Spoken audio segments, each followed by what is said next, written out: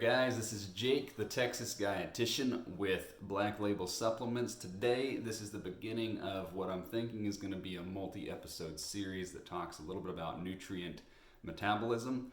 But first up to bat is going to be carbohydrate metabolism and how it leads to storing body fat. Quarantine-inspired facial hair. So for starters, the way I like to describe it to give everybody a little bit of insight as to kind of what we're looking at with fat storage, how fat develops and what your body does to try and prevent that or allow it to happen. When we're looking at how your body breaks down nutrients, it takes into consideration how much your body actually needs. So the way I like to describe it is I have this little analogy where I say your body has different boxes that it can store energy or use energy. So for starters, the three different macronutrients that your body will take in and utilize for energy is going to be dietary fat, dietary protein, and dietary carbohydrates. I say dietary because there's also stored fat, stored protein, and stored carbohydrates. So as we get into it, each one of these is going to be broken down into its own individual segment.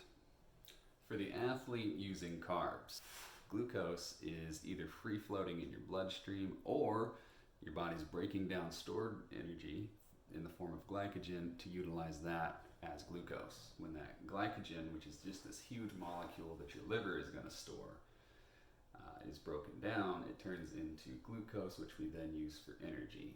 As you run low on the glucose, that's when we start kind of going towards other energy sources. Third box is the smallest box. So the itty bitty box down over here, that's carbohydrates.